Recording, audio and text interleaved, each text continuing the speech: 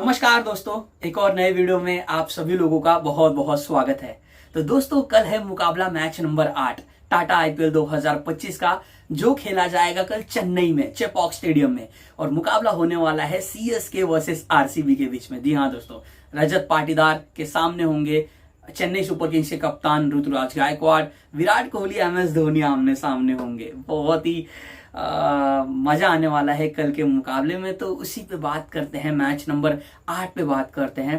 तो सबसे पहले दोस्तों मेन पॉइंट पे आते हैं कि क्या बदलाव होना चाहिए दोनों ही टीमों की ओर से। चेंजेस कोई आप देख सकते हो। सीएसके की ओर से मुझे नहीं लगता कि चेन्नई सुपर किंग्स कोई बदलाव करेगी, क्योंकि सीएसके ऑलरेडी अपना ओपनिंग गेम जीत चुकी है। कॉम्बिनेशन अच्छा लग रहा है प्लेइंग 11 का, चाहे वो बैटिंग अटैक देख लीजिए, चाहे वो बॉलिंग अटैक देख लीजिए। अगर कोई बदलाव हो सकता है तो वो मात्र एक बदलाव होगा। वो होगा कि शायद आपको मतीशा पातिराना खेलते हुए दिखाई दे सकते हैं। नेथन एलिस की जगह पे नूर अहमद नहीं बाहर होंगे, क्योंकि देखिए जो पिच आपको कल की दिखाई दे सकती है वो वैसी ही होगी जैसे आपको पहले गेम में दिखाई दी थी। यानी कि थोड़ी स्लो पिच होगी, थोड़ी धीमी होगी, और शायद वहां पे स्पिनर्स का बोलबाला होगा। थोड़ी टर्निंग ट्रिक होगी, यानी कि स्पिन टू विन का फिर से एक जाल बुनेगा चेन्नई सुपर किंग्स, और उस जाल में फंसाने का प्रयास करेंगे चेन्नई सुपर किंग्स के स्पिनर्स आरसीबी के बल्लेबाजों को। यानी कि स्पिन टू विन एक मंत्र होगा, जिसके साथ सीएसके अपने सारे होम मैचेस जो खेलेगी वहां पे आपको ऐसी ही कंडीशंस दिखाई देंगी। क्योंकि बाकी सारे वेन्यूज में जो हम मैचेस देख रहे हैं वहां पे दिख रहा है कि बल्लेबाजों का ही बोलबाला रहा है, और यहाँ पे इकलौता मुझे ये वेन्यू अभी तक दिखा है जहां पे स्पिनर्स गेंदबाज डोमिनेट कर रहे हैं। तो मुझे ऐसा लगता है कि स्पिनर्स को ज्यादा मदद मिलेगी, लेकिन नई गेंद जब हाथ में होगी तो वहां पे पेसर्स भी इफेक्टिव दिखाई देंगे, जैसे हमें पिछले मुकाबले में खलील अहमद दिखाई दिए थे। तो सीएसके की ओर से मुझे लगता है मतीशा पातिराना अगर चेंजेस होगा तो वही होंगे इन, अदरवाइज सेम प्लेइंग 11 होगी। आरसीबी की ओर से भी मैं वही कहूंगा, क्योंकि देखिए भुवनेश्वर कुमार पिछले मुकाबले में भी नहीं खेल पाए थे और शायद इस मुकाबले में भी नहीं खेल पाएंगे। मेन रीजन इस यही है दोस्तों कि अब आरसीबी अपने प्लेइंग 11 में कम से कम श्रेयस शर्मा के साथ, कृणाल पांड्या के साथ एक और स्पिनर को शामिल करेगा। अब वो क्या होंगे, स्वप्निल सिंह या फिर वो होंगे लैगी मोहित राठी, इंडियन युवा इंडियन स्पिनर, अनकैप इंडियन, क्या वो खेलेंगे, यह देखना इंटरेस्टिंग होगा। आरसीबी की बैटिंग लाइनअप में कोई बदलाव नहीं होने वाला है। यानी कि कृणाल पांड्या नंबर 7, नंबर 8 के टीम डेविड नंबर 7, फिर नंबर 6 पे जितेश शर्मा, आपको टॉप 5 पता ही है, लिविंगस्टोन, रजत पाटीदार, देवदत्त पाडिक्कल, विराट कोहली और फिल शॉर्ट। यानी कि आरसीबी की बैटिंग लाइनअप में कोई बदलाव नहीं होगा। तो आरसीबी की ओर से ही एक बदलाव हो सकता है, अगर होने को होगा तो वो होगा कि शायद रसिक सलाम बाहर हो जाएं और उनकी जगह पे भुवनेश्वर कुमार आ जाएं, या फिर रसिक सलाम की जगह पे आपको कोई एक अतिरिक्त स्पिनर खेलते हुए दिखाई दे सकता है। तो चेंजेस होंगे आरसीबी की ओर से, क्योंकि आरसीबी कहीं ना कहीं अपने स्पिनिंग अटैक को और स्ट्रॉन्ग करेगा। अब हम आते हैं दोस्तों अगले पॉइंट पे। अब हम बात करते हैं दोनों ही टीमों पे। चेन्नई सुपर किंग्स से शुरुआत करते हैं। अब चेन्नई सुपर किंग्स की अगर हम प्लेइंग 11 को देखें, सबसे पहले बॉलिंग अटैक पे बात करते हैं। बॉलिंग अटैक होगी सैम करन नई गेंद के साथ दिखेंगे, दूसरे छोर से खलील अहमद दिखेंगे, जिन्होंने पिछले मैच में बहुत ही शानदार प्रदर्शन किया था। वही जिम्मेदारी होगी वापस खलील अहमद पे कि वो ओपन करते हुए विराट नहीं तो फिल सॉल्ट में से किसी एक बड़े बल्लेबाज को आउट करें। सैम करन पे भी जिम्मेदारी होगी कि वो भी कसी हुई गेंदबाजी करे, जैसा उन्होंने पिछले मैच में किया था। नेथन एलिस एक भरोसा जताएंगे कि नेथन एलिस के होने से इस बॉलिंग अटैक में यह दिखता है कि वो डेथ ओवर्स में एक अच्छा एक डेथ ओवर स्पेशलिस्ट का रोल अदा कर सकते हैं। फिर चेन्नई सुपर किंग्स के बाद जो स्पिनर्स हैं वो होंगे गेम चेंजर्स। यानी कि चेन्नई सुपर किंग्स के स्पिनर्स ही डिसाइड करेंगे कि ये मैच कहां जाएगा, ये मैच का सिनेरियो क्या बनेगा।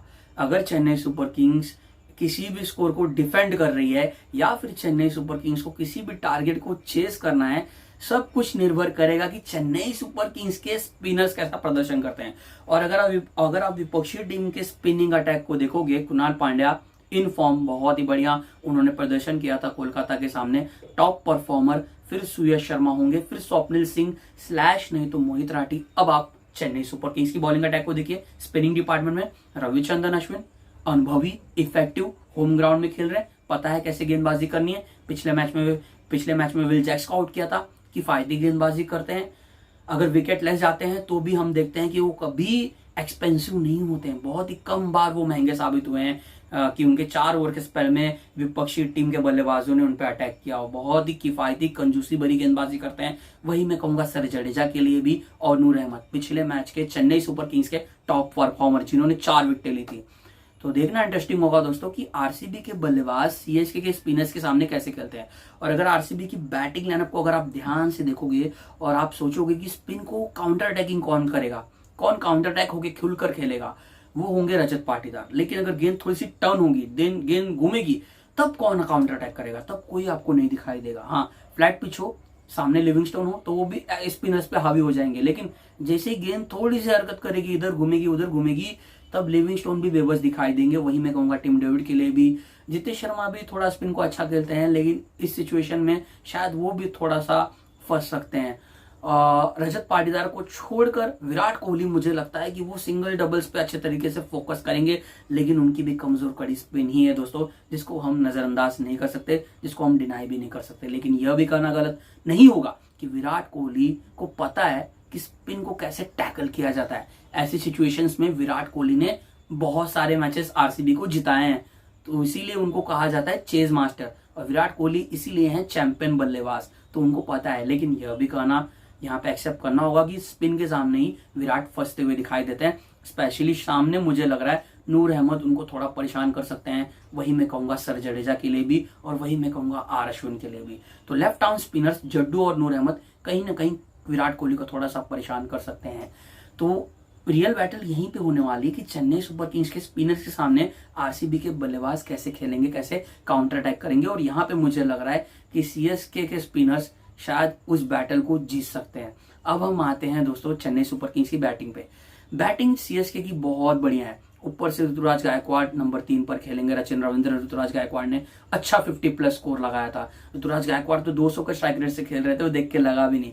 ऊपर से ओपन करेंगे, उनका साथ निभाएंगे राहुल त्रिपाठी। आई थिंक राहुल त्रिपाठी को उनका नेचुरल गेम खेलना चाहिए। ऊपर से अगर टॉप 3 में से 2 बल्लेबाज अच्छी पारी खेल जाते हैं, तो फिर मिडल ऑर्डर्स में ऐसे बल्लेबाज हैं जो आके आक्रामक होकर खेल सकते हैं। वो होंगे शिवम दुबे, सैम करन, रविंद्र जडेजा, दीपक हुड्डा। है उनके पास वो स्किल्स कि वो 150-200 के स्ट्राइक रेट से बल्लेबाजी कर सकते हैं।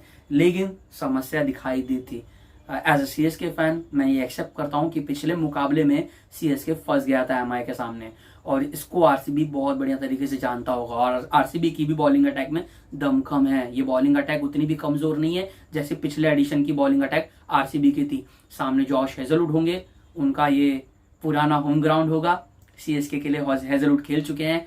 उनका साथ निभाएंगे यश दयाल, जो भी स्विंग कराएंगे वो भी थोड़ा परेशान कर सकते हैं।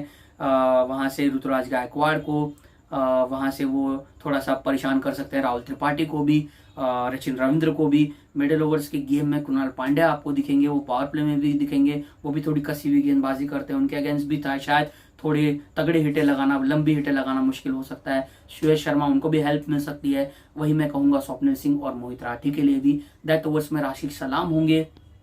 तो आरसीबी की बॉलिंग अटैक भी अच्छी है दोस्तों।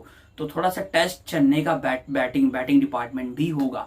लेकिन अगर हम अब बात करें आरसीबी की, रॉयल चैलेंजर बेंगलुरु की बैटिंग लाइनअप की, तो फिल सॉल्ट जिनका नेचर ही है कि वो पावर प्ले में खुलकर खेलते हैं, फिर से एक और बार जिम्मेदारी होगी कि फिर से आरसीबी को अच्छी स्टार्ट दिलाएं। विराट कोहली अच्छे फॉर्म में दिखाई दे रहे हैं। रजत पाटीदार बतौर कप्तान, वो स्पिन को कैसा खेलेंगे देखना इंटरेस्टिंग होगा। अगर पाटीदार चेन्नई सुपर किंग्स के स्पिन डिपार्टमेंट पे डैमेज पहुंचा देंगे, तो फिर आने वाले बल्लेबाजों को एक अलग आत्मविश्वास मिलेगा। वो होंगे लियाम लिविंगस्टोन, वो होंगे जितेश शर्मा, कुणाल पांड्या, टिम डेविड।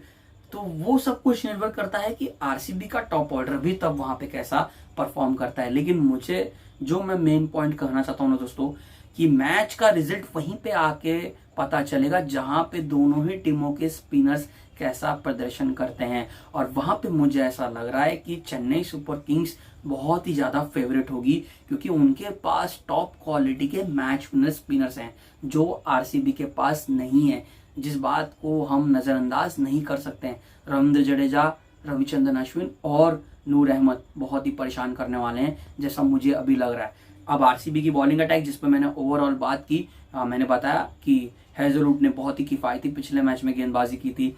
यश दयाल जो कि नई गेंद के साथ थोड़े से डेंजरस हमें होते हुए दिखाई देते हैं। लेकिन कल देखना इंटरेस्टिंग होगा कि कल के मुकाबले को कौन जीतता है दोस्तों। दोनों ही टीमों की बॉलिंग अटैक अच्छी है, बैटिंग अटैक भी अच्छी है, दोनों ही टीमें दमदार हैं, असरदार हैं और दोनों ही टीमें अपना पहला मुकाबला ओपनिंग गेम जीत चुकी हैं।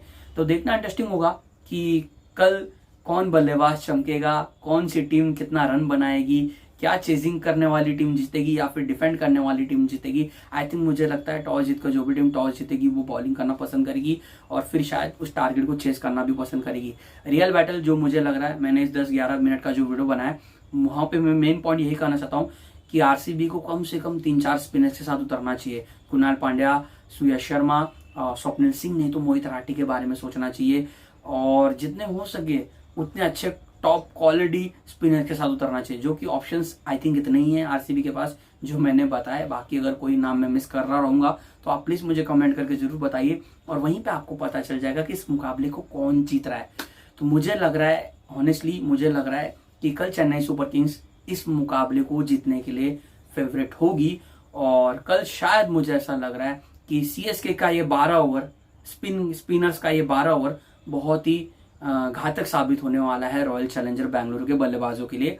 बट बतौर सीएसके फैन मैं ये कर रहा हूँ तो यहाँ पे कुछ भी हो सकता है दोस्तों। मैं ऐसा नहीं कह रहा हूँ कि मैं ज्यादा ही हल्के में आंक रहा हूँ, यहाँ पे अंडर एस्टिमेट कर रहा हूँ रॉयल चैलेंजर बेंगलुरु को। वो भी टीम अच्छी है, उनके पास बॉलिंग अटैक अच्छे है, उनके पास मैच विनर बल्लेबाज है, विराट कोहली उस टीम में है, तो उतना भी हम नजरअंदाज नहीं कर सकते, हल्के में आंक नहीं सकते। तो बहुत ही बड़ा मजा आने वाला कल के मुकाबले में। लेकिन जो मेरा मेन पॉइंट था कि मुझे लग रहा है कि इस मैच में डिसीजन हमें वहीं पे पता चल जाएगा जहां पे आरसीबी के बल्लेबाज चेन्नई सुपर किंग्स के 12 ओवर के स्पिन को कैसा खेलते हैं। अगर 12 ओवर के स्पिन में चेन्नई सुपर किंग्स के तीनों स्पिनर्स मिलकर आरसीबी के 3-4 विकेट भी झटक लेंगे तो फिर आप देखोगे कि विनर चेन्नई सुपर किंग्स ही होगी।